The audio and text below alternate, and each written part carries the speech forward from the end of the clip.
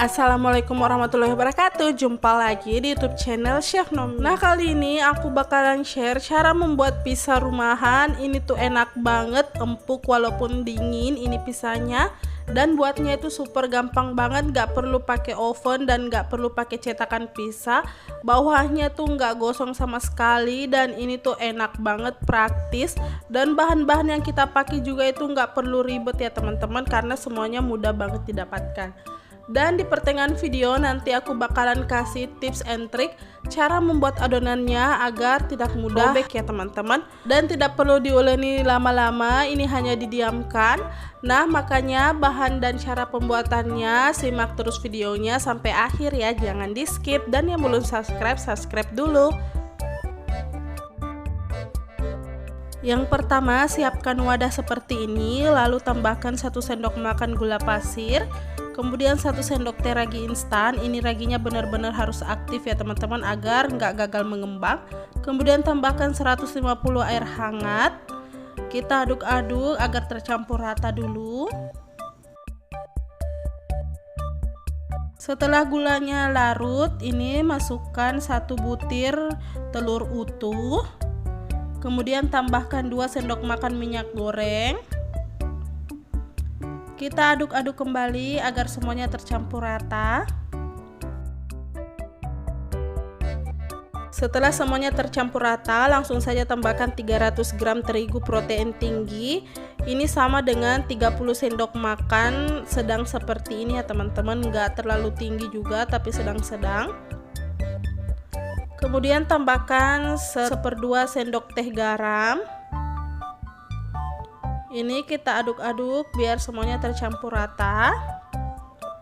Ini kita aduknya pakai tangan saja, kita uleni seperti ini, nggak perlu terlalu ditekan-tekan. Yang penting ini semua adonannya tercampur rata. Nah, ini diuleninya tidak perlu terlalu kalis elastis, cukup diuleni sampai tercampur rata saja semua bahan-bahannya.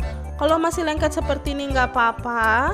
Ini tekniknya agar teman-teman gak usah capek-capek untuk ngulenin sampai elastis. Lalu pindahkan adonan ke tempat lain seperti ini. Lalu tutup adonan dengan kain atau plastik seperti ini. Ini kita tunggu sampai 30 menit ya teman-teman, agar mengembangnya itu jadi bagus lagi. Nah, ini usahakan agar benar-benar tertutup secara rapat ya teman-teman. Oke, ini kita sisihkan dulu. Lanjut membuat bahan toppingnya. Di sini saya pakai sosis ada 4 buah, terserah mau pakai berapa. Kalau suka sosis lebih banyak silahkan. Kemudian saya juga pakai bakso untuk pengganti daging-dagingnya itu. Kemudian di sini saya pakai chicken nugget untuk pengganti daging ayamnya. Ini tuh enak banget chicken nuggetnya merek Akumo.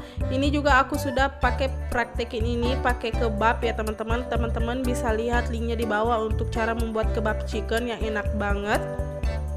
Kemudian saya juga pakai keju. Ini teman-teman kalau mau pakai mozzarella, tambahan mozzarella juga bisa, tapi saya hanya pakai keju. Kemudian ada 1 buah bawang bombay.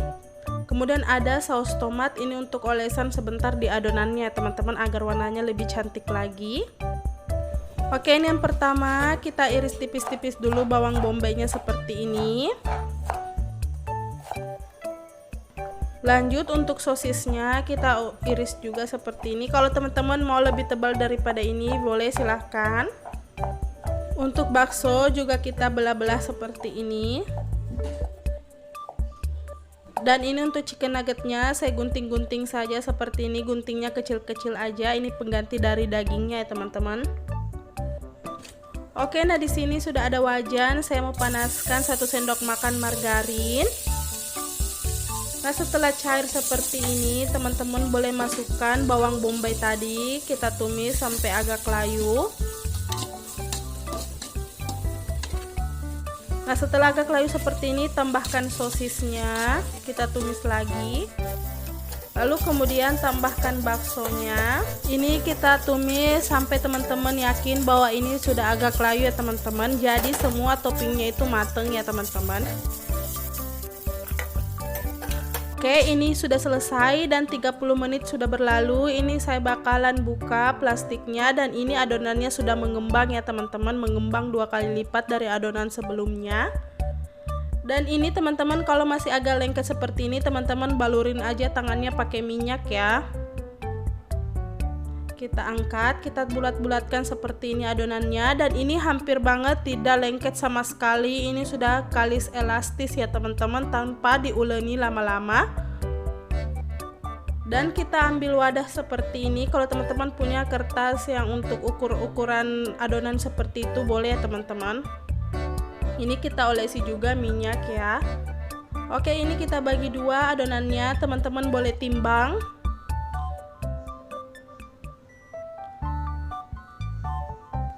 Kita bulat-bulatkan seperti ini lagi. Ini betul-betul sudah kalis ya teman-teman, nggak menempel sama sekali lagi. Oke, kita bentuk dulu di wadahnya seperti ini. Kita bentuk dulu adonannya agar mudah, sebentar kita angkatnya ke teflon ya.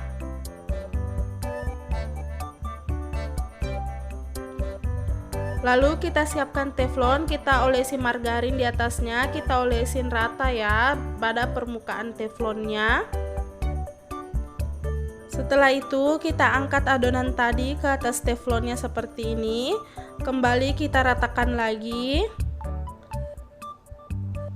Ini jangan ada bagian yang terlalu tipis atau yang terlalu tebal ya teman-teman, usahakan semuanya rata. Oke, setelah semua pinggirannya rata dan semua adonannya sudah rata, ini saya bakalan tusuk-tusuk menggunakan garpu seperti ini agar saat memasak sebentar tidak ada bagian yang menggumpal ya teman-teman.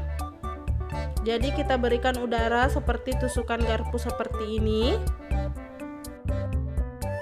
Dan maaf, HP saya tadi tiba-tiba langsung tidak bisa merekam, dan ini saya tadi olesi adonannya dengan saus tomat ya teman-teman. Ini pada permukaan adonannya seperti ini. Maaf tadi tidak ke record.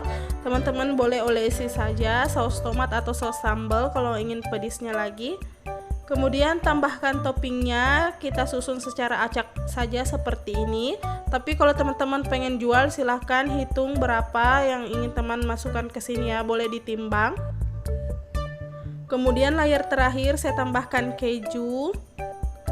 Ini lebih enak pakai mozzarella ya teman-teman, tapi saya nggak beli, jadi saya pakai keju saja.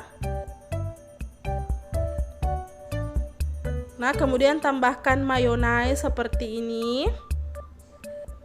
Oh ya, ini saya gunakan teflon dengan ukuran 26 cm. Nah, ini kita tutup lagi adonan, kita diamkan sampai 5-7 menit. Kemudian setelah 5-7 menit, ini adonan kedua saya videoin. Teman-teman, ini pinggirannya lebih cantik lagi ya. Dan untuk memanggang bagian bawah, saya alasi dengan penutup bekas panci agar panasnya api merata dan tidak gosong ya teman-teman. Lalu letakkan teflon di atas alasnya, bisa pakai aluminium atau besi. Lalu tutup bagian atas menggunakan aluminium atau besi agar panasnya merata dan bagian atasnya matang sempurna ya teman-teman. Seperti kita menggunakan api atas bawah ya. Ini kita panggang menggunakan api kecil selama 30-40 menit atau sampai pizzanya matang. Nah, setelah 30 menit saya intip bagian bawahnya, ini sudah kecoklatan, sudah pas banget matangnya, nggak gosong dan nggak putih juga. Ini sudah matang, ini boleh kita angkat. Nah, ini dia pizza homemade yang enak banget. Ini pizzanya harum banget, sangat empuk dan bagian bawahnya tidak gosong sama sekali. Dan ini pizzanya saya buat dua versi, yang satunya tadi super empuk, agak tebal-tebal rotinya karena saya tadi di bagian pinggirnya saya tidak ratakan sama sekali, saya hanya berikan sedikit saja di bagian pinggirnya. Dan untuk versi keduanya ini lebih crunchy, lebih enak lagi ya teman-teman, karena di bagian pinggirnya saya gaya-gayain itu, ini biar menarik saja. Dan ini pizzanya super enak juga ya teman-teman, dan wajib banget untuk kalian ikutin di rumah. Ini cocok banget untuk cemilan di rumah, untuk cemilan anak-anak dan bareng keluarga. Dan teman-teman, sekian dulu video saya kali ini. Jika kalian suka dengan videonya, silahkan like, share ke sosial media teman-teman, dan jangan lupa subscribe yang belum subscribe, aktifkan selalu lonceng notifikasinya. Wassalamualaikum warahmatullahi wabarakatuh.